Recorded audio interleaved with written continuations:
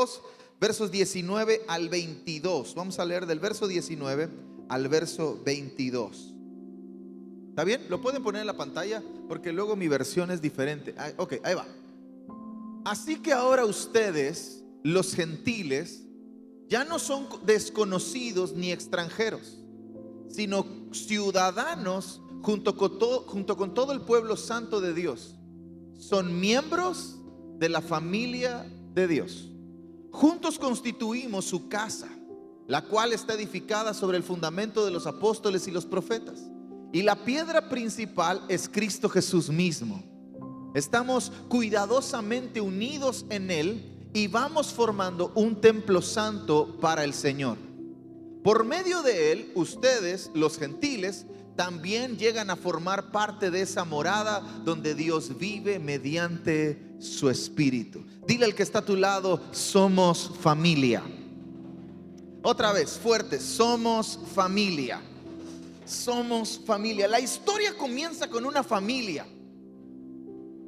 Toda la historia. Tú abres la Biblia y en Génesis capítulo 1 todo comienza con una familia. Y tú cierras la Biblia en Apocalipsis y todo termina con una familia. La historia, dilo conmigo, la historia comienza con una familia y la historia terminará con una familia. Es una necesidad en nuestros días aprender a ser familia. Necesitamos aprender a ser familia. Muchos de nosotros lo decimos como un eslogan y somos familia. Y recuerdo los primeros años de Iglesia Restauración, cómo construimos ese hashtag somos familia. Y ahora se ha regado por toda nuestra red y está increíble que todos nos llamemos que somos familia. Y somos familia de la misma red y somos familia de la misma iglesia. Pero es una necesidad imperativa que tú y yo aprendamos a ser familia. ¿Por qué? Porque la realidad es que quien no aprende esto termina por estar desorientado del plan eterno de Dios. ¿Te recuerdas del cuál es el plan de Dios? La semana pasada hablamos del cuál es el plan eterno de Dios. Reunir todas las cosas que están ¿en dónde? En los cielos y en la tierra. ¿En quién? En Cristo Jesús. Entonces Él está en el negocio de la reunión. Él está en el negocio de reunir todas las cosas, de unir cielo y tierra en Cristo Jesús. Entonces, cuando tú y yo no entendemos y no aprendemos a ser familia, nos vamos a desorientar de este plan. Vamos a caminar aislados, vamos a querer hacer nuestra voluntad, vamos a querer incluir nuestro plan dentro de su plan, vamos a querer torcer el plan eterno de Dios y acomodarlo a nuestro plan. Pero cuando tú y yo aprendemos a ser familia, entonces tú y yo nos alineamos al plan eterno de Dios. Mire esto, mire esto. La madurez en Cristo nos llevará a caminar en familia, pero la inmadurez nos llevará a caminar en individualismo. ¿Quieres ver a alguien maduro en Cristo? Es alguien que camina en familia. Es alguien que siempre quiere estar conectado a su familia. Es alguien que no se aísla. Pero ¿quieres ver a alguien inmaduro? Es alguien que quiere caminar solo. Es alguien que no necesita de nadie. Cree que no necesita de nadie. Es alguien que de pronto dice: no, es que pastor, yo siento que no encajo en ningún lugar. ¿Alguien se ha topado con esos que no encajan en ningún lugar? Esos que no encajan en ningún lugar, la raíz es un asunto en el corazón que no han dispuesto su corazón a aprender a ser familia. Dile al que está a tu lado: aprende a ser familia. Necesitamos aprender a ser familia. Porque queremos estar en el plan de Dios, queremos colaborar con el plan de Dios, queremos evidenciar que somos maduros en Cristo, porque mientras somos maduros en Cristo caminamos en familia, pero si somos inmaduros caminamos en individualismo. Ahora, todo esto nos hace entender que la familia no es un diseño humano, no es idea del hombre la familia. No es idea de la sociedad. La familia no es una construcción social. La familia no es el centro de la sociedad. La familia es un diseño divino. No es un asunto del hombre. El hombre no tiene la capacidad de pensar en algo tan extraordinario y tan variado como la familia. El hombre no puede pensar en algo tan increíble. Por eso no es un diseño humano. Es un diseño divino y para mí la familia es un reflejo de Dios mismo. Quien aprende a caminar en familia ha conocido a Dios. Porque Dios en su esencia es familia. Génesis capítulo 1. Hagamos, no dijo voy a hacer, dijo hagamos. Y en ese hagamos está uniendo Padre, Hijo, Espíritu Santo. Se están uniendo los tres y están funcionando en una sola unidad, perfectamente unidos para formar algo. Ellos son familia, Él es familia. Jesús dijo: muéstrales cómo tú me has amado. Juan capítulo 17. Muéstrales cómo tú me has amado desde el principio. No es como que Dios creó todas las cosas y luego comenzó a amar a Jesús. No, desde el principio.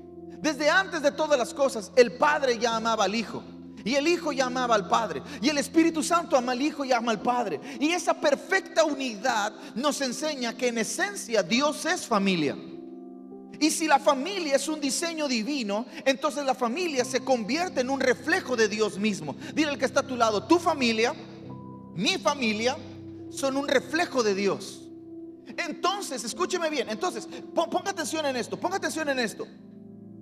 Si la familia no es un diseño humano, si la familia es un reflejo de Dios, entonces obviamente y evidentemente e inevitablemente el espíritu del anticristo odia el diseño de la familia. Si es un diseño de Dios y es un reflejo de Dios mismo, tú tienes que saber esto: tu familia está bajo ataque. No es casualidad que tu familia sufra ataques. No es casualidad que a veces nuestra familia sufra ciertos tambaleos en medio de su recorrido. ¿Por qué? Porque el anticristo, el espíritu del anticristo que está operando en nuestros días, está planeando todo y está enfocado en todo lo que es un diseño divino. Tiene que ir en contra de eso. Levanta un antidiseño, levanta cosas que van en contra del diseño de Dios. Es uno de sus objetivos. La familia es uno de sus objetivos de ataque. Lucas capítulo 11 verso 17. Quiero que me acompañes ahí. Lucas capítulo 11 verso 17. Me avisan cuando esté en la pantalla, por favor. Lucas 11, 17.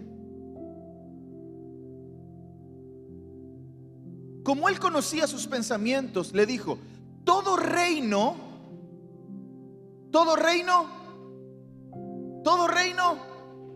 dividido contra sí mismo quedará asolado, y una casa dividida contra sí misma se derrumbará. Todo reino dividido no permanece. Toda casa dividida no permanece. Porque entonces entendemos que el plan de nuestro adversario, el plan de este espíritu del anticristo, es golpear aquello que fue diseñado para permanecer junto. Porque si nos separa, la frase común en nuestra sociedad, divide y es una estrategia diabólica, es una estrategia satánica, es un plan del diablo dividir a nuestra familia. No es un asunto de ética moral, es un asunto de guerra espiritual. ¿Quieres hacerle frente al diablo? ¿Cuántos quieren hacerle frente al diablo? ¿Cuántos quieren permanecer firmes hasta el final? Defiende a tu familia. Defiende aquello que fue diseñado para permanecer junto. Defiende aquello que fue diseñado no en la mente de un hombre, sino en el corazón de Dios. Primera de Juan capítulo 2 versos 22 y 23 habla de la operación de este espíritu del anticristo. Primera de Juan capítulo 2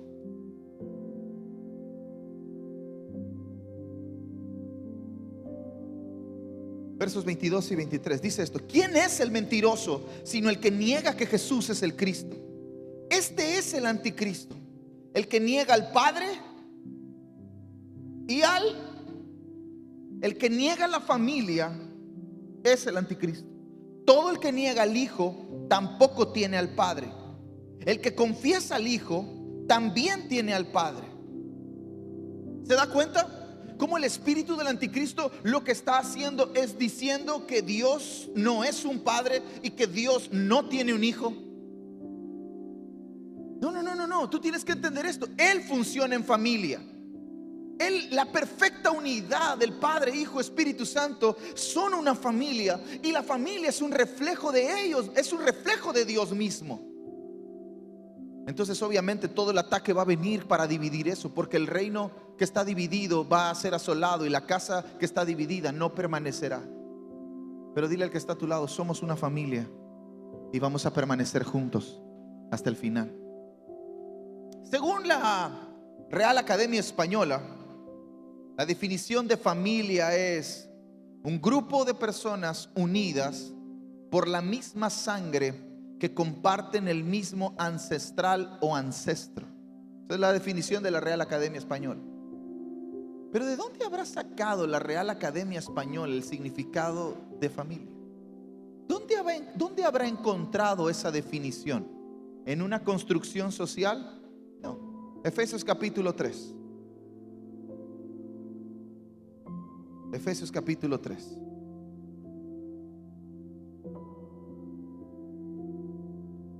Versos 14 y 15.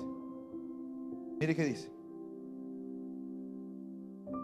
por lo cual doblo mis rodillas ante el Padre, de quien recibe nombre. Doblo mis rodillas ante el Padre de nuestro Señor Jesucristo. Verso 15. De quien recibe nombre toda familia. ¿En dónde? En el cielo y en la tierra. Tu familia no comienza el día que te casas. Tu familia no comienza el día en el que naces. Tu familia comienza en el cielo. Tu familia comienza en la mente, en el corazón de Dios. Por eso nuestras familias no son una construcción social. Por eso nuestras familias no son una idea humana. Nuestras familias son un diseño divino. Y todo lo que es un diseño de Dios está bajo ataque. Por eso es necesario que lo defendamos, y que lo defendamos con todas nuestras fuerzas. Pablo está hablando en estos pasajes, en estos versos, acerca de familia. Efesios capítulo 3, versos 14 y 15. Pablo está hablando de familia, de quien toma nombre toda familia. Y esta palabra familia es una palabra que en griego es patria. Y es la misma palabra que se utiliza para descendencia, para estirpe, para familia, para tribu, para pueblo. Pablo está usando términos conocidos por todos para explicar, escúcheme bien, para explicar la nueva condición que se establece mediante Cristo. ¿Cuántos son cristianos aquí? ¿Puedes levantar tu mano si eres cristiano? Eso significa que en un momento no lo eras. Si eres cristiano, es porque le entregaste tu vida a Cristo, ¿sí o no? Eso significa que en un momento Cristo no tuvo tu vida, que la tenías tú. Y el que tú y yo tuviéramos nuestra vida nos hacía extranjeros, nos hacía huérfanos, nos hacía enemigos, nos hacía estar lejos, apartados, alejados, sin herencia, sin promesa. Pablo más adelante dice: lejos de las promesas de Dios, sin Dios, andaban en el mundo sin Dios. Y Pablo está utilizando el término familia para decir que nuestra condición ha cambiado, que lo que antes éramos ya no somos, que donde antes estábamos ya no estábamos, que lo que antes no teníamos ahora lo tenemos. Antes éramos huérfanos, pero ahora tenemos un padre. Antes éramos extranjeros y no teníamos una patria. Hoy somos conciudadanos del reino de los cielos. Antes estábamos lejos, pero ahora estamos cerca. Antes éramos enemigos, pero ahora mediante Cristo somos amigos de Dios. Pablo está utilizando el término familia para decir: tu condición eterna ha cambiado. Ahora hay muchas etnias, pero hay un solo Padre. Entonces eso nos constituye una sola familia. pastor, pero es que los budistas, los bautistas están equivocados. Es que los presbiterianos están equivocados. Es que los pentecostales. Y es que nosotros somos pentecostales. No, algunos parecemos costales, pero no pentecostales. Pastor, es que ellos no hacen y nosotros no hacemos. Y es que, espérate. Mediante Cristo, si tienen a Cristo en el centro, si Cristo es el fundamento sobre el cual están construyendo todas las cosas, somos una sola familia. Porque tenemos un Padre, muchas etnias, muchas personas, muchos grupos, muchas patrias, muchos descendientes, muchas tribus, muchos. Apocalipsis termina diciendo de toda tribu, de toda lengua, de todo pueblo, de todo linaje, de toda nación. ¿Por qué? Porque antes estábamos lejos, pero ahora mediante Cristo somos una familia.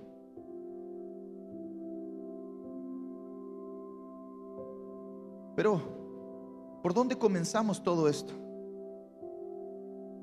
Todo esto comienza en la revelación que tenemos de quién es Dios. Algunos de nosotros nos cuesta trabajo entender este asunto de ser familia, y eso solamente es el resultado de la revelación que tenemos de Dios. Algunos de nosotros todavía seguimos caminando en la revelación de Dios como en una deidad lejana. Él está ahí sentado en el trono en Apocalipsis capítulo 4 y 5, en la sala del trono, ahí metido, ahí sentado gobernando todas las cosas, pero Él no está cerca de mí. Y eso impide que tú y yo disfrutemos a Dios como Padre, porque Él sí es Dios de todas las cosas, Señor de todas las cosas, ¿sí o no? Pero Él es Padre. Entonces necesitamos cambiar, necesitamos una revelación fresca de quién es Dios. Si tú y yo tenemos la revelación de que Él es Dios y que está sentado allá lejos y que no tiene ninguna intención de acercarse a mí, necesitamos por el Espíritu que eso se derribe, para que entonces fluya dentro de nosotros la revelación de que Él es un Padre lleno de gracia, lleno de misericordia, lleno de verdad y lleno de justicia. ¿Cuántos son papás acá? Levanta tu mano, ¿eres papá? ¿Amas a tus hijos con todo tu corazón, con todas tus fuerzas? ¿Estarías dispuesto a lo que sea por ellos? ¿Y eso incluye ser justo o no? ¿Eso incluye corrección o no? No sería amor si no estamos dispuestos a corregir. Dios está sentado en el trono y desde ahí reina sobre todas las cosas, pero lo que lo hace vertirse sobre nosotros no es su corazón de deidad lejana, es su amor de Padre. Él es el Padre, Él es nuestro Padre, y todo lo que fluye de Él fluye de esa naturaleza. Su amor fluye de esa naturaleza, su misericordia fluye de esa naturaleza, su gracia fluye de esa naturaleza. Pero familia, no se olvide que también su justicia fluye de esa naturaleza. Su justicia fluye del amor de un Padre. Entonces, si el plan de Dios es reunir cielo y tierra y habitar entre nosotros y con nosotros, inevitablemente su deseo siempre incluye familias. Dios no está pensando en personas aisladas, Dios está pensando en familias. Dios llama a uno, pero ese uno constituye muchos. Pablo está predicándole a un hombre en la cárcel. Él está en la cárcel. El hombre es uno de los generales de ahí del ejército romano, y Pablo está asustado porque no sabe la reacción que va a tener el otro hombre después de ver una extraordinaria intervención divina. Y el hombre está a punto de sacar su espada para matarse, y Pablo le dice: no lo hagas, aquí estamos, no nos hemos ido a ningún lado. Y el hombre cae de rodillas y le dice: ahora creo que ustedes son enviados de Dios. ¿Qué debo hacer? ¿Qué debo hacer? Y Pablo le dice: cree en el Señor Jesucristo y serán salvos tú y toda tu casa. Porque Dios no está pensando en ti, Dios está pensando en los que vendrán después de ti. Dios no solo está pensando en ti, sino Dios está pensando en los que saldrán de ti. Porque Dios no está en el asunto individual, Dios está en el asunto de familias, porque son un reflejo de Él. Su deseo siempre incluye familias. Es por eso que la iglesia no es una organización humana. Funcionamos organizadamente porque todo lo que no se organiza se destruye. ¿Dónde están los que fueron a la escuela? Pues entiendes que de pronto hay ciclos, ¿sí o no? Te hablaron del ciclo del agua, el ciclo de la digestión. Todo, absolutamente todo en la creación funciona organizadamente. Cuando algo viola esa organización, se descompone. Entonces la iglesia no es una organización humana, pero funciona organizadamente. ¿Por qué funciona organizadamente? Pregúnteme, pastor, ¿por qué funciona organizadamente? Porque es un cuerpo. Y tu cuerpo funciona organizadamente. Tienes órganos, ¿no? Que desarrollan funciones específicas. El vaso, no sé qué hace, pero seguramente hace algo que el estómago no hace. El ojo hace algo que el oído no puede hacer. Cuando un órgano falta, otros se habilitan, porque tienen que funcionar organizadamente. No son una organización, son un organismo, funcionan organizadamente. La iglesia no es una organización humana. Para Dios la iglesia es una familia. Dios mismo la fundó en Cristo. Ni siquiera la iglesia es una idea humana. ¿Has escuchado a algunos decir eso? Es que la iglesia no es una idea de Dios, la iglesia es una idea de los hombres. No, mentira del diablo, espíritu del anticristo, sal de aquí en el nombre de Jesús. La iglesia no es una idea humana, la iglesia es un diseño divino. Nació en el corazón de Dios, es una expresión de la familia de Dios. Por eso cuando Pablo dice, antes eran extranjeros, pero ahora son miembros de la familia de Dios. ¿Cómo podemos ser miembros de la familia de Dios si no aprendemos a ser familia? Él hace habitar a los huérfanos en familia, dice el libro de los Salmos. Entonces la naturaleza de la iglesia no es humana, es divina. Por eso hay tanto ataque sobre la iglesia. Por eso hay tanto golpe directo sobre la iglesia. Por eso mire, escúcheme bien. La mejor estrategia que el diablo puede usar para destruir a la familia es dividir iglesias. Si usted participa en alguna ocasión de la división de una iglesia, usted está siendo parte del espíritu del anticristo. Porque todo reino dividido será asolado, y toda casa dividida no permanece. Usted y yo no podemos participar de absolutamente nada que tenga que ver con una división. ¿A qué es a lo que Dios nos ha llamado? ¿A dividirnos o a multiplicarnos? Entonces, si nos vamos a multiplicar, eso es un plan de Dios. Si nos vamos a dividir, abortamos la misión. Tú y yo no podemos participar de eso, porque la naturaleza de la iglesia no es humana, es divina. Génesis capítulo 12, no lo busques, pero Génesis capítulo 12 nos habla del llamado de Abraham, nos habla del llamado que Dios le hace a Abraham. Y Dios toma a un hombre y le dice: sal de tu tierra y de tu parentela a la tierra que te voy a mostrar. Y luego le da una promesa y le dice: Abraham, te voy a bendecir y en ti serán benditas todas las familias de la tierra. Dios está usando la familia de Abraham para bendecir a las familias de la tierra. Si la iglesia es una familia a la que pertenecemos, tú y yo debemos de comprender la autoridad y la responsabilidad que la misma naturaleza de la iglesia tiene. No solamente formamos parte, esto no es un club social, somos una familia. Pero no somos una familia de débiles. Somos una familia que su naturaleza está en el corazón de Dios. Y estar en el corazón de Dios como familia le brinda autoridad y le brinda responsabilidad a la iglesia. Efesios capítulo 1, versos 22 y 23. Mire qué dice: y sometió todas las cosas debajo de sus pies. Está hablando de Cristo. Y lo dio por cabeza sobre todas las cosas a la iglesia, la cual es su cuerpo, la plenitud de aquel que está completando todas las cosas en todos. La iglesia es la expresión misma de Cristo en esta era. ¿Quieres ver a Cristo? Ve a la iglesia. Es inconcebible alguien que diga que ama a Dios y no quiera participar de la iglesia. En la mente de Dios eso no coincide. En la mente de Dios, cuando tú y yo somos de esos que levantamos nuestras manos y decimos: Señor, yo te amo a ti, pero no quiero nada, no quiero tener nada que ver con la iglesia. Dios está diciendo: no, es imposible. Eso no lo concibo eso en mi entendimiento, porque quizás tú no has entendido que la iglesia es el cuerpo de Cristo y Cristo es la cabeza. Entonces, si amas la cabeza, amas al cuerpo. No puedes escoger dos cosas. La iglesia es la expresión misma de Cristo en esta era.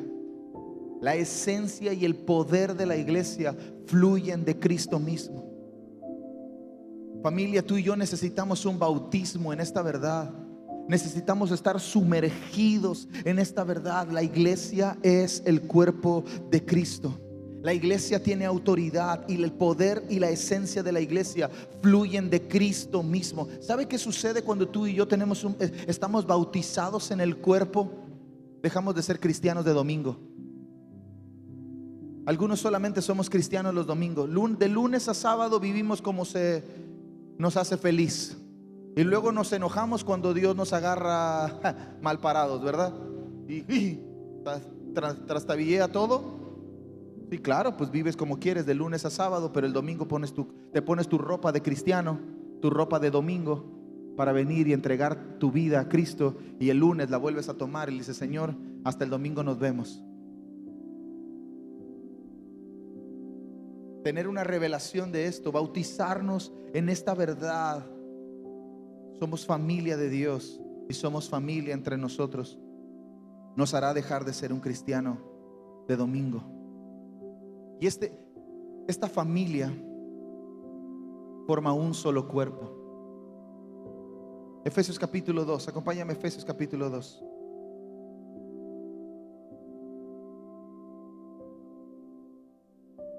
Verso 11. Por tanto, recordad que en un tiempo vosotros los gentiles en la carne, los llamados incircuncisos por la llamada circuncisión hecha a mano en la carne. Estoy leyendo el primer pasaje que leímos. Estabas en aquel tiempo apartados de Cristo, excluidos de la ciudadanía de Israel, extraños a los pactos de la promesa, no teniendo esperanza y sin Dios en el mundo. Mire qué terrible. Pablo está describiendo la condición humana sin Cristo. Pero ahora en Cristo Jesús, vosotros que en un tiempo estabais lejos, fuisteis hechos cercanos por la sangre de Cristo, porque Él es nuestra paz, el que habiendo derribado la pared intermedia de separación, la enemistad de ambos hizo uno, aboliendo en su carne la ley de los mandamientos, expresados en preceptos, para crear en sí mismo de los dos un solo nuevo hombre, haciendo la paz y reconciliar con Dios a ambos en un solo cuerpo, por medio de la cruz, matando en ella la enemistad. Entonces, cuando Dios mira hacia la tierra, Dios no está viendo muchas familias, está viendo muchas familias que forman una sola familia. Está viendo muchos grupos étnicos que forman un solo cuerpo. Está viendo muchos grupos sociales que forman una sola familia. No, es que Dios tiene un plan para esto y Dios tiene un plan para otros. No. El plan de Dios es exactamente el mismo para toda la tierra: unir cielo y tierra en Cristo Jesús. El corazón de Dios es que toda la creación esté unida en Cristo Jesús, que de los dos gentiles, en este caso Pablo está hablando de judíos y gentiles, que en este momento podamos entender que judíos y gentiles delante de Dios son un solo hombre en Cristo. En Cristo. Si no están en Cristo, usted y yo, ¿por qué eres cristiano? Cuando alguien te pregunte ¿por qué eres cristiano?, puedes leerle Efesios capítulo 2 del verso 11 hasta el verso 13, 14. Porque yo era todo esto. Yo estaba lejos, estaba apartado, estaba muerto, estaba sin Dios en el mundo, pero Cristo Jesús me rescató, me adoptó, me hizo estar cerca. Ahora no soy huérfano, ahora tengo un padre.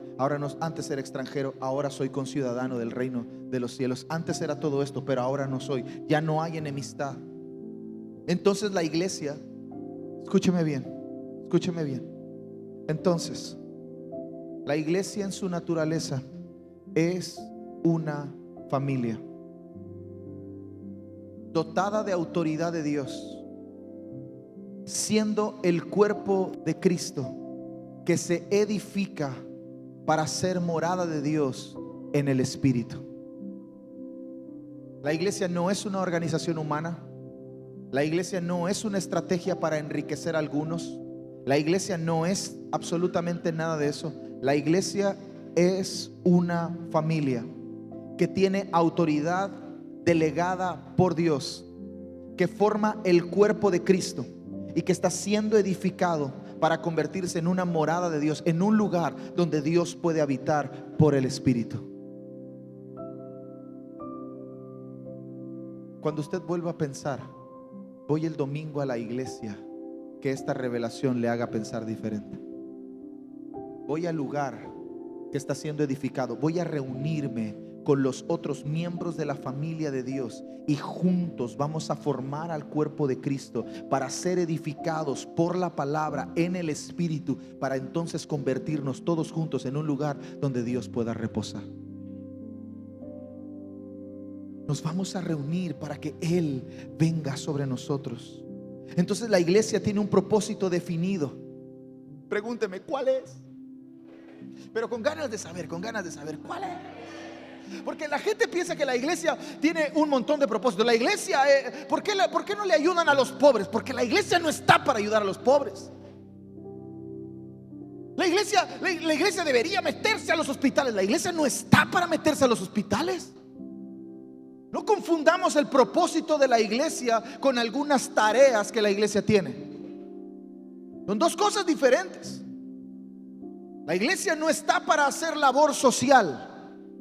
La iglesia no fue diseñada para satisfacer y sanar las necesidades del alma humana. ¿Cuál es el propósito de la iglesia? Efesios capítulo 3, verso 1 al 13. Mire, no lo voy a leer todo, pero voy a leer el verso 10, a partir del verso 10. Usted lea luego del verso 1 al verso 13. Pero mire el verso 10. Para que la multiforme sabiduría de Dios sea dada a conocer ahora por medio de la iglesia a los principados y potestades en los celestiales, conforme al propósito de las edades que hizo en Cristo Jesús nuestro Señor, en quien tenemos seguridad y derecho de entrada con confianza por medio de su fe. Entonces, ¿cuál es el propósito definido de la iglesia? Ser el medio por el cual Dios manifiesta su voluntad. Si la iglesia no está haciendo la voluntad de Dios, la iglesia estará haciendo la voluntad de alguien más. Y la voluntad de Dios es manifestar su reino. La voluntad de Dios es manifestar su gracia, manifestar su amor, reunir todas las cosas, cielo y tierra, en Cristo Jesús. El propósito de la iglesia es anunciarle a los principados que están en lugares celestiales y a las potestades que este mundo tiene un rey y se llama Cristo Jesús, que hoy todavía está bajo la operación del príncipe de este mundo, pero un día ese rey que está sentado a la diestra del Padre se va a levantar, pondrá a sus enemigos debajo de la planta de sus pies y gobernará sobre todas las naciones, y lo hará con una familia. Por eso, familia, dígalo conmigo, la iglesia no es una empresa. La iglesia no es el lugar donde tú vas a escalar y vas a funcionar empresarialmente. Está bien, vamos a tener reuniones de empresarios, las necesitamos y todo eso para crecer en finanzas, pero la iglesia no es una empresa. La iglesia no es el lugar para hacer networking y vamos a crecer en nuestras conexiones. Yo voy a todos lados y me preguntan, y hay uno que me habló todavía hace unos días y me dijo: es que como tú tienes relación con fulanito de tal, me gustaría hacer contacto contigo para ver cómo llegamos hasta allá. La iglesia no es una empresa que funciona así. Escúcheme bien, la iglesia no es un hospital. ¿Cuántos han estado en un hospital internados? ¿Quieres vivir ahí? Pero la iglesia, la gente dice la iglesia es un hospital para los enfermos. Pero ¿quién quiere vivir en un hospital? Al hospital vas a ser para ser sanado y para irte de vuelta a tu casa. La iglesia no es un hospital. ¿Alguien ha ido a un museo alguna vez? ¿Te gustaría vivir en un museo? Todos tiesos así, muertos. Un museo es un memorial a los muertos. ¿Quién quiere vivir en un lugar donde están puros muertos? La iglesia tampoco es un museo. La iglesia no es un elevador.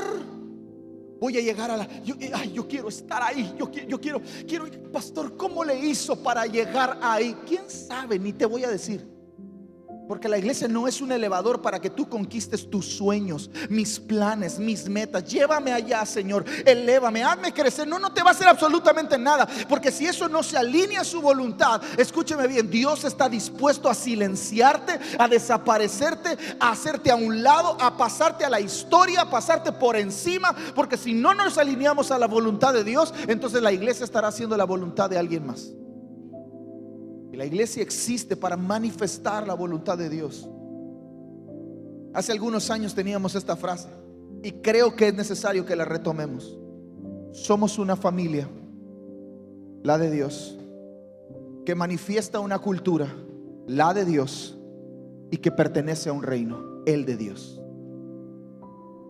Somos una familia, juntos, somos la familia de Dios, que manifiesta una cultura, no de Iglesia Restauración, no de cristianos. Manifestamos la cultura de Dios. ¿Cuántos tuvieron broncas en el trabajo estos días por ser el día de pibipollo y de los altares y todo eso? ¿Sí? ¿Tuviste? Ay, pastor, ¿qué hago? ¿Qué hago? ¿Qué hago? Si estás batallando con eso es porque todavía no has entendido la cultura a la que perteneces. Si todavía tienes que alguien que decide, ¿será que sea bueno que yo ponga mi fotito en el altar? Si todavía estás pensando en eso, es porque tu cultura todavía sigue mezclada entre la del mundo y la de Dios. Quien ha definido que su cultura pertenece al reino de los cielos, entiende que no, simplemente no, voy a perder el trabajo. ¿Y qué? Dios sigue siendo mi padre, sigue siendo mi proveedor, sigue siendo mi sustentador. Todo lo que tengo proviene de Él y todo cumple su propósito cuando vuelve a Él. Si me corren, pues Dios hará algo, Dios abrirá una puerta y cambiará las cosas. Pero prefiero eso. ¿Qué tanto es tantito? ¿Sabe quién piensa así? ¿Quién te hace pensar así? El espíritu del anticristo. Aunque vengas aquí y levantes tus manos, gracias, te doy gracias. El hombre ha diseñado por alguna, yo creo, no lo sé, pero yo creo que es parte de nuestra naturaleza caída la capacidad de crear cuartos en nuestra vida, compartimentos en nuestra vida, donde ponemos algunas cosas y en otros lados ponemos otras cosas. O sea, de este lado tengo lo que me gusta del mundo y no quiero soltar, pero de este otro lado tengo a Dios y todo lo que quiero hacer para Dios. Y en algún punto de nuestra vida creemos que estas dos cosas pueden congeniar, pueden convivir. Pero escúcheme bien, Dios no va a venir a la sala de tu casa cuando el diablo vive en el sótano. Pastor, esto está muy difícil. Yo no dije que fuera fácil,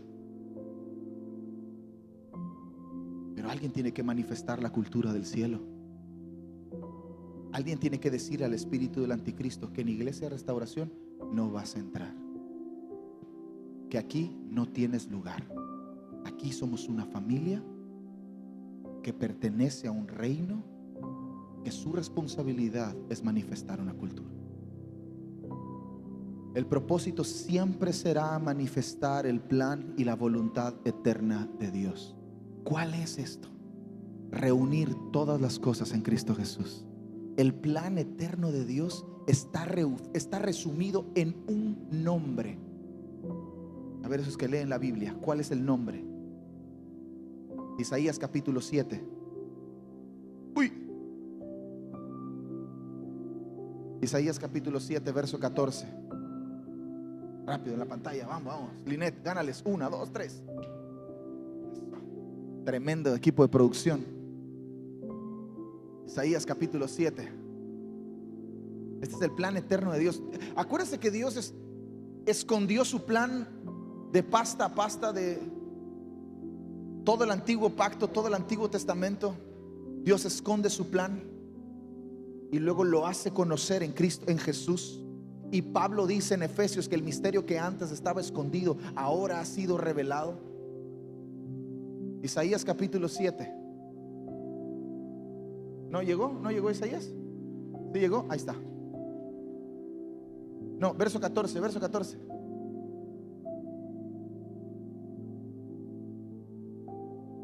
Por tanto, el Señor mismo os dará una señal. Digo, para los que van a celebrar Navidad, ahí está. He aquí, una virgen concebirá y dará a luz un hijo, y le pondrá por nombre Emanuel. Comerá cuajada y miel hasta que sepa bueno, ya, ahí, verso 14.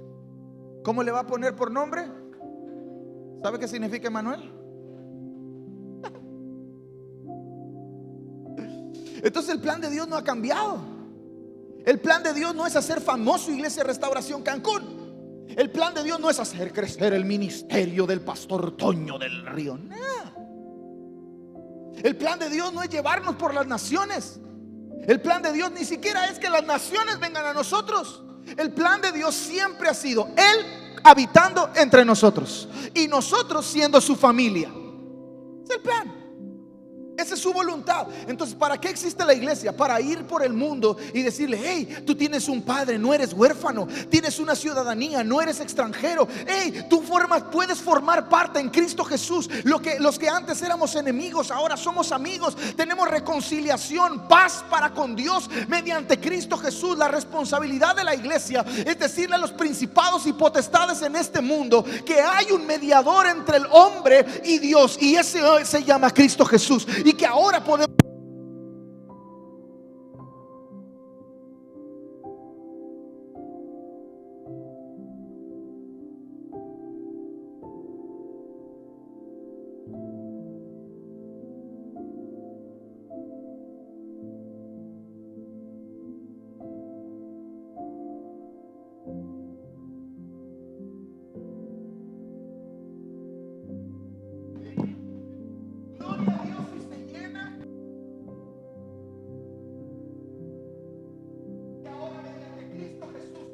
estar cerca. Pero oh, terrible si nuestra iglesia se llena porque otros están dividiendo otras iglesias y están viniendo. Terrible. Por eso, familia, uno de nuestros objetivos, abrácelo bien. ¿Está listo? Ponga las manos así. ¿Está listo? Esto va a pesar, va a pesar un montón. Una de nuestras responsabilidades como iglesia es recibir a todos, restaurarlos. Diga conmigo: restaurarlos. Y si es necesario, devolverlos. Pastor, se nos va a vaciar la iglesia, pero vamos a sanar al cuerpo. Nos vamos a quedar sin miembros, pero va a haber un cuerpo sano en Cancún. Va a haber una iglesia sana en Cancún. Van a haber familias sanas en Cancún. Van a haber pastores con menos trabajo en Cancún. Van a haber iglesias con más adoración profunda, real, genuina, poderosa en nuestra ciudad. Y entonces los ojos de nuestro Dios se pondrán sobre esta ciudad y la morada de Dios estará con nosotros. Yo no quiero gente, yo lo quiero a Él.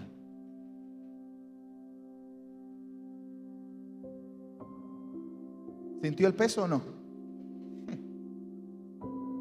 Porque reunir todas las cosas, estar con su pueblo, ser familia. La naturaleza de la iglesia es una familia en Cristo Jesús. El propósito de la iglesia es anunciar, esperar y preparar un lugar para la presencia eterna de Dios. Al mismo tiempo, aliviaremos algunos males. No todos, porque no es el propósito. Aliviaremos algunos males. No todos, porque no es el propósito. Las prioridades de la iglesia como familia son definidas en sí mismas por su naturaleza y propósito. ¿Cuál es la naturaleza de la iglesia? Cristo Jesús. ¿Cuál es el propósito de la iglesia? Anunciar a Cristo Jesús. ¿Cuál es la prioridad de la iglesia? Cristo Jesús. Gracias a Dios que abrió una puerta y nos dio una llave increíble para entrar a lugares donde antes no teníamos acceso con la asociación civil. Gloria a Dios, increíble, tremendo. Lo vamos a aprovechar, lo vamos a disfrutar, pero no vamos a cruzar una puerta si el propósito de cruzar esa puerta no es anunciar a Cristo Jesús. No vamos a cruzar ninguna puerta, ni nos vamos a sentar en una mesa donde el propósito no sea anunciar a Cristo Jesús. Si el propósito es vamos a hacer cosas para que tengamos más cosas como iglesia, no. Yo no quiero tener absolutamente nada. Yo lo quiero a Él. Si lo tengo a Él, aunque no tenga nada, lo tengo todo. Y si tengo todo y no lo tengo a Él, ¿está conmigo? Las prioridades de la iglesia como familia son definidas en sí mismas por su naturaleza. La naturaleza y el propósito de la iglesia es Cristo. Levante su mano derecha conmigo y diga bien fuerte esto: esta familia es iglesia y esta iglesia es familia. Aunque está formada de hombres y mujeres frágiles, pero en Cristo es gloriosa. Sí, somos hombres y mujeres frágiles. Somos hombres y mujeres en un proceso de perfeccionamiento. Somos hombres y mujeres que bajo la unción del Espíritu Santo estamos en un proceso de santificación. Y todos los días nuestra vida tiene que pasar por ese proceso. Y todos los días Dios está llevándonos a madurar. Y todos los días Dios está perfeccionando a su Hijo dentro de nosotros. No somos perfectos. Dile al que está a tu lado: no soy perfecto, pero soy tu familia. No somos perfectos, pero somos familia. Esta familia está formada por hombres y mujeres frágiles, pero en Cristo Jesús es gloriosa. No hay vida cristiana. ¿Dónde están los cristianos? Ay, pastor, ya no sé si soy cristiano o no. ¿Seré cristiano o no soy cristiano? Bueno, por si las moscas, sí soy cristiano. No hay vida cristiana. No hay vida cristiana sin comunión con mis hermanos y hermanas en Cristo Jesús. No hay. Si tú eres de los cristianos que piensa que eres cristiano en tu casa, tú no eres cristiano. Si eres cristiano de los que piensa que no necesitas a la iglesia, tú no eres cristiano. Si eres cristiano que de los que piensa que Dios está en todas partes y no necesita un lugar para ser adorado, tú necesitas entregarle tu vida a Jesús. Porque no hay vida cristiana sin comunión con mis hermanos y hermanas en Cristo. Y mis hermanos y mis hermanas en Cristo están en un solo lugar: la iglesia, la familia de Dios, el cuerpo de Cristo.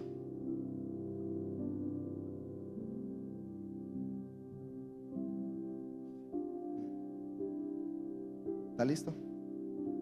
Termino con esto. ¿Qué nos hace una familia espiritual? ¿Qué nos hace una familia espiritual? Número uno, no nos hace una familia espiritual que usted y yo vayamos a Iglesia Restauración Cancún. No. Lo que nos hace una familia espiritual es que usted y yo estamos unidos por un pacto. Y un pacto de sangre.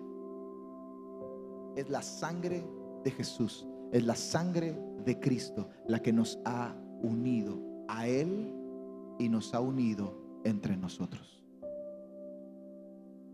Estamos unidos por un pacto. ¿Qué nos hace una familia espiritual?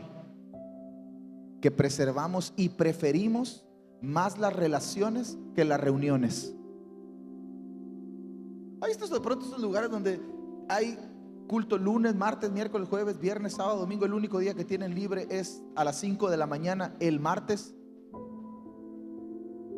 Pero llegas a la iglesia y nadie se habla, nadie se conoce, nadie sabe nada, absolutamente nada de nadie.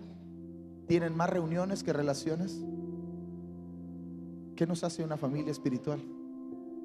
Que preferimos las relaciones que las reuniones. Ay, yo he estado en lugares donde de pronto gente me dice: nada más van el domingo a la iglesia. ¿Para qué quiero ir más días? ¿Para qué necesito ir más días? Si mientras más días voy, menos unido estoy. Prefiero estar unido en lugar de estar reunido. Nos vamos a reunir, claro, porque cuando nos reunimos edificamos una casa espiritual para Dios y Dios pone sus ojos sobre nosotros y viene y hace morada aquí. Pero preservamos las relaciones por encima de las reuniones. Entonces ya no vamos a tener reuniones. Claro que vamos a tener reuniones. Nos vamos a reunir porque pues no puedo ir a la casa de todos los días. No me alcanzan los días para ir a todas las casas. Y aquí el domingo les puedo ver y me pueden ver. ¿Qué nos hace una familia espiritual? Véngase el equipo. ¿Qué nos hace una familia espiritual? Que no competimos, nos complementamos. Dile al que está a tu lado: te necesito, pero me necesitas. Yo te necesito como el aire que... no, ese no, ¿verdad? Cambiaron el concierto. Ya lo ve, porque uno entiende que a veces la voluntad del hombre no es la voluntad de Dios. No tiene que aprender a la mala que hay cosas que Dios en su sola potestad le ha decidido esconder. Y yo no sé por qué me está escondiendo a Luis Miguel, ¿verdad? Pero bueno. Pero no competimos, nos complementamos. Yo necesito de usted y usted necesita de mí. Usted necesita del que está sentado junto a usted y usted necesita del otro. ¿Qué sucede? Que el espíritu del anticristo nos hace creer que podemos solos, que lo mejor que podemos hacer es enfrentar algunas cosas solo. No, tú necesitas a la familia. Somos una familia. Y mientras más unidos estamos, más eficientes somos. No se trata de quién logra más.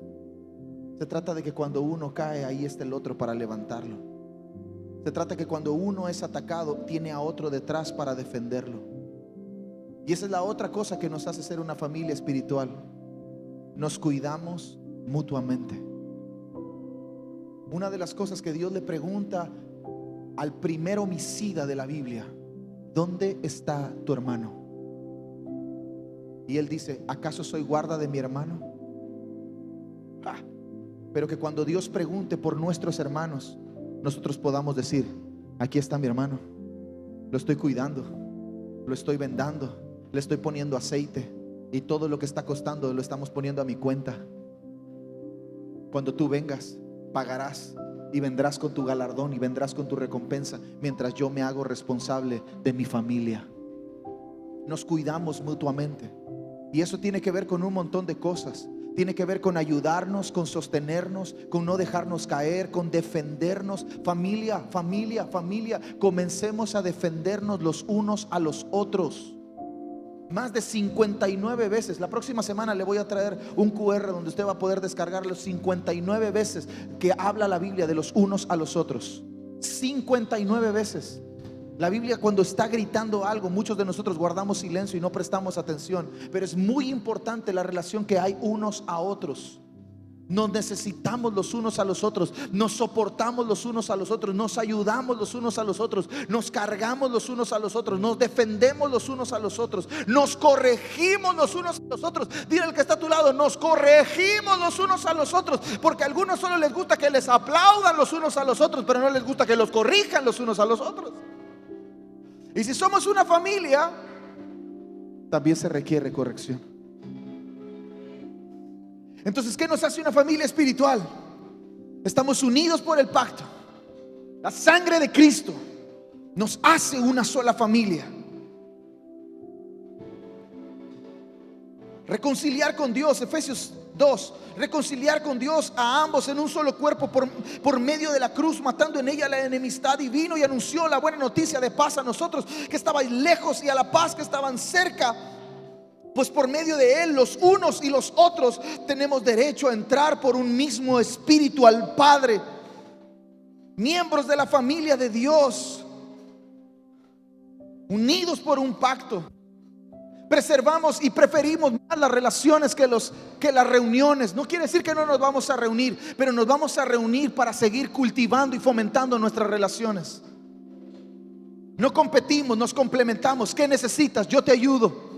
No puedes solo, yo voy contigo a la guerra. Hey, pero escúcheme bien. Yo quiero preguntarle: ¿alguien lee la mente? No, ¿verdad? Me preguntan, ¿sabe lo que estoy pensando? No, todavía no. Para allá voy, pero todavía no. Y mientras Dios no nos dé la capacidad de leer la mente, una de las cosas que se necesitan en esta familia se llama vulnerabilidad. Y en la vulnerabilidad hay transparencia. Y en la transparencia hay protección. Si yo no sé lo que estás pasando, no te puedo ayudar. Y si tú no sabes lo que yo estoy pasando, no me vas a poder ayudar. Por eso los unos a los otros necesitamos ser vulnerables. Pastor, pero ya, ¿qué tal si me va a lastimar? Bienvenido al club. Me va a traicionar, bienvenido al club. Va a hablar mal de mí, bienvenido al club. Va a usar lo que le dije para herirme, bienvenido al club. Es el riesgo que corremos los que amamos. Es el mismo riesgo que corre Jesús en la cruz al decir: Padre, perdónales, no saben lo que hacen. No les tomes en cuenta su pecado. Jesús sabía que lo iban a traicionar. Jesús sabía que mucha gente lo iba a rechazar. Jesús sabía que en Apocalipsis, cuando Él aparezca entre las nubes, algunos aún viéndolo no se arrepentirán de sus malos caminos, no se arrepentirán de sus inmoralidades, no se arrepentirán de su brujería. Aún viéndolo, y aún así Jesús en la cruz extiende un perdón que no tiene comparación. No competimos, nos complementamos. Y por último, nos cuidamos mutuamente. La iglesia continúa cuando la reunión termina. ¿Voy a la iglesia? No. Somos iglesia. Somos iglesia, igual somos familia. Somos familia, igual somos iglesia. Pero la cosa es que somos una familia reunida en torno al testimonio de Cristo, creciendo en su carácter, esperando y preparándonos para su manifestación. Funciona así. Préstame una silla.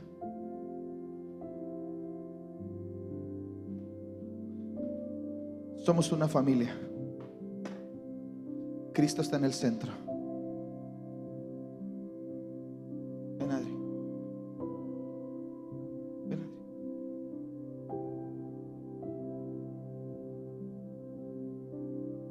Ven. Ven.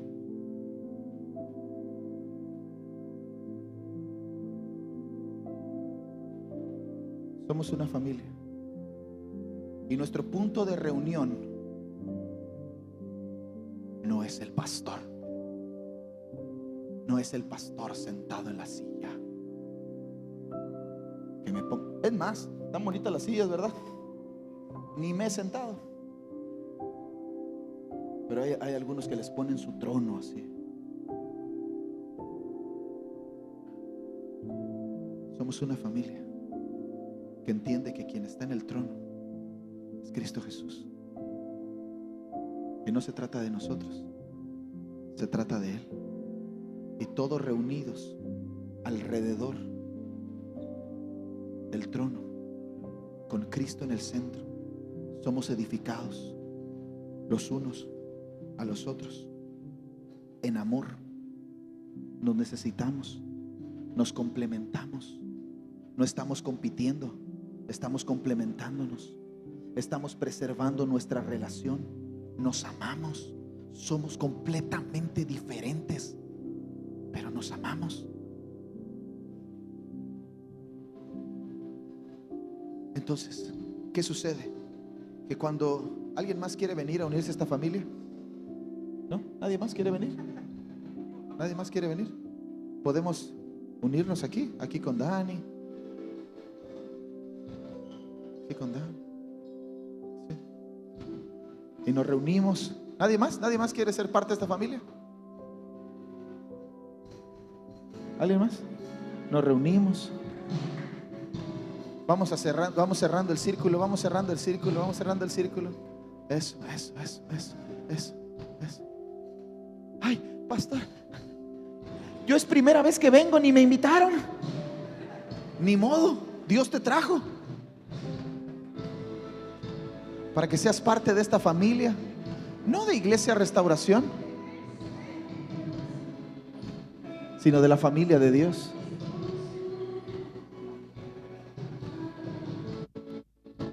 Mire, todos juntos, todos juntos. Entonces, Cristo está en el centro. Todos nos hacemos a un lado,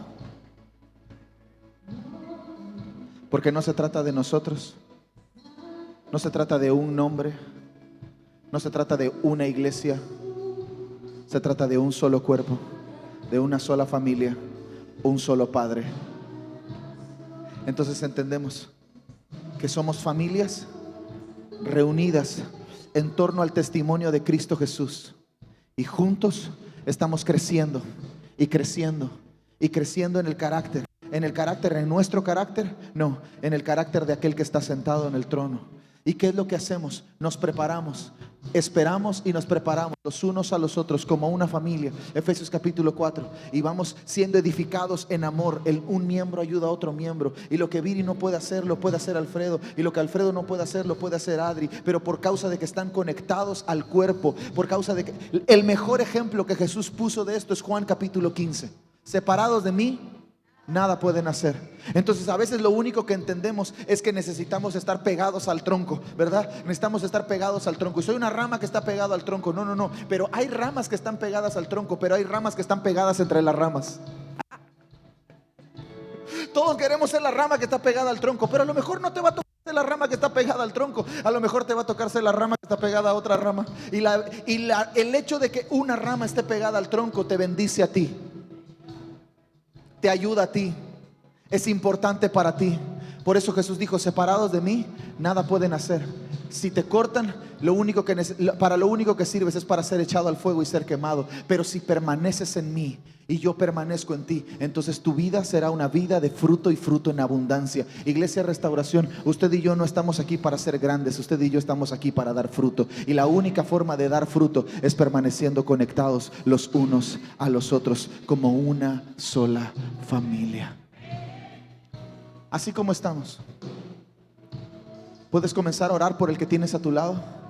Si no sabes cómo se llama, esta es una buena oportunidad para que le preguntes cómo se llama. ¿Cómo te llamas? Dime cómo te llamas. Hermano. A veces nos decimos hermano para no aprendernos los nombres. Somos hermanos, claro, somos hermanos, porque tenemos un solo Padre. Pero sé cómo te llamas. ¿Estás listo? Comienza a orar por el que tienes a tu izquierda y a tu derecha. Ora por él, ora por tu hermano, ora por tu hermana.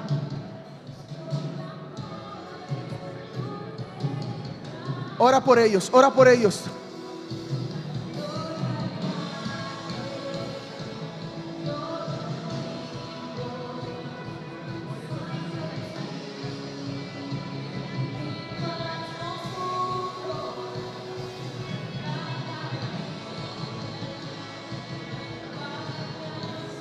Pídele a Dios que lo bendiga, que lo haga sobreabundar, que haga mucho más abundantemente de lo que ha pedido, puede entender. Que sus ojos sean abiertos. Si necesita sanidad, que el cuerpo lo sane. Somos una familia.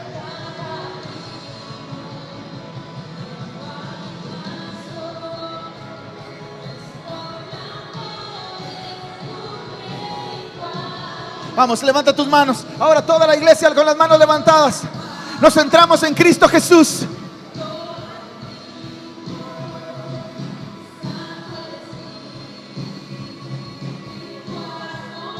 Haznos uno.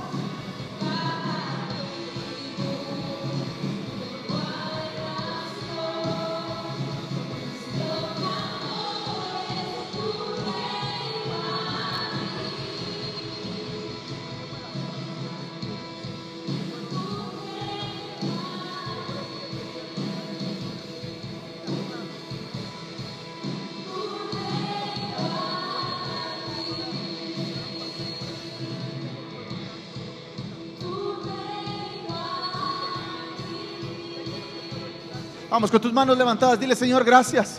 Gracias por dejarme ser parte de tu familia. Gracias por hacerme parte de tu familia. Tengo hermanos, tengo hermanas. Tengo un padre que me ama.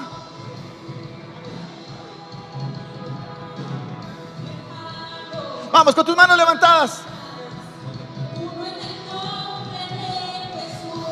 Padres, madres,